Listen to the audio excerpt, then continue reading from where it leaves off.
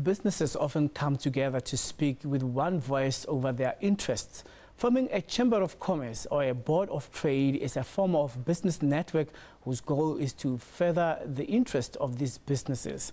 So business owners in towns and cities form these local societies to advocate on behalf of their businesses in the communities.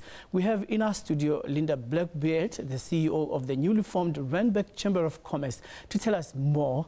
Good afternoon and thank you very much for joining us. Thank you very much, Colin. I understand you were formed 59 years ago, and there's a new development in terms of incorporating other regions here in Randburg. Randburg Chamber of Commerce itself is 59 years old, and we'll celebrate our 60th birthday early next year. Because we covered the areas of Randburg, Sandton and Midrand under our geographical responsibility, we decided there was a need to form another chamber within the Four Ways business community area.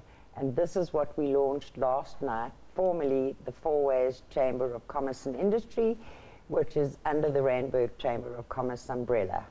So why is there a need to form a chamber whilst other chambers exist? I know just across the building we have another chamber, the Johannesburg Chamber of Commerce, and how does it really relate with Saki? The Johannesburg Chamber of Commerce is an individual chamber on its own, a national chamber on its own. Randburg Chamber is, however, affiliated to the South African Chamber of Commerce, otherwise known as SABC, and the AHI, and they are two national bodies that most of all facilitate opportunities for business, or our voice, or our support structure, and definitely within governance at government level, where businesses need assistance or participation, we look to our mother chamber to support us. So who are your affiliates and how many are they? Randburg Chamber has approximately 500 members, and we have what we call associate members, because our chamber is particularly passionate with regards to supporting small, individual, startup businesses, men and women. In today, it's very difficult. People don't know where to go. An entrepreneur might have a good idea, but they don't know where their support structure is. So our chambers, or chambers nationally, support small businesses and the growth and development thereof, or should. Now, in the current economic environment, we do understand that business is very subdued.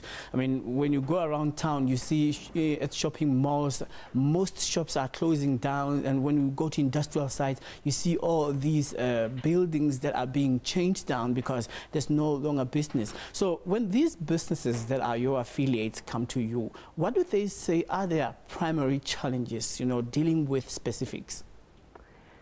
It's heart-wrenching.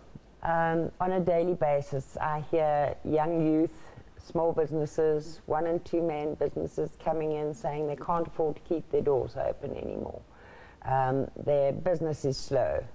The hardest hit industries are the luxury industries, because generally speaking in South Africa, economy is tough.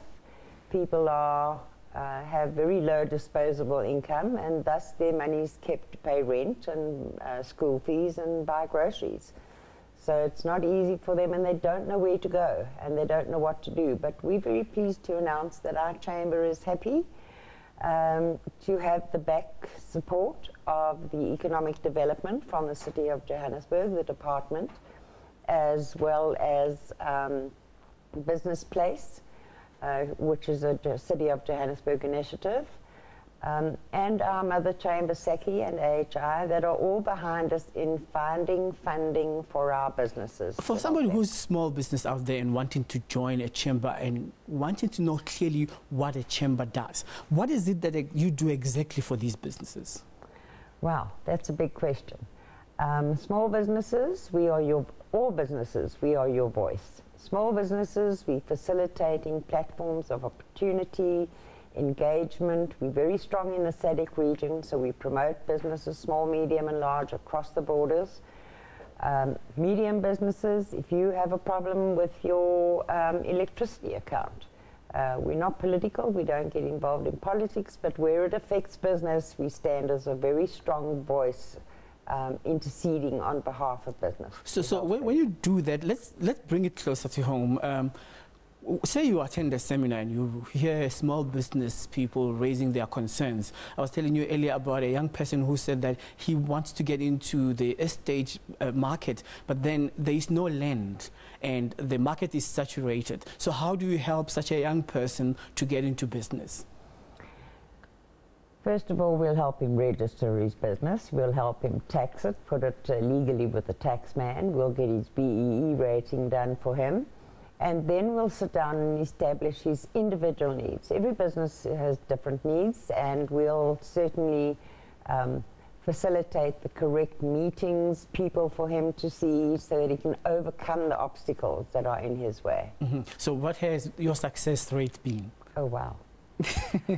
I'm delighted to say that a young gentleman who invented a waterless urinal came into a small black business, came into our chamber about 2 years ago. Today he's busy exporting his product well into Africa, and we support Africa. Mm-hmm.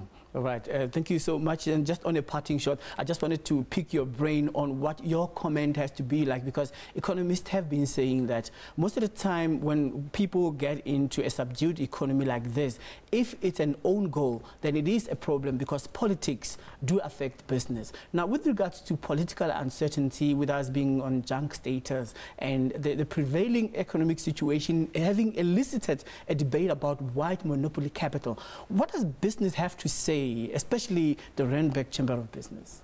Well, Randburg Chamber is lobbying very strongly to bring back apprenticeships, where the bigger businesses that may be of the white monopoly can actually take in the small businesses and do business with them, and therefore mentor them, support them, and help them grow. Mm-hmm. And they say monopoly capital is colorless.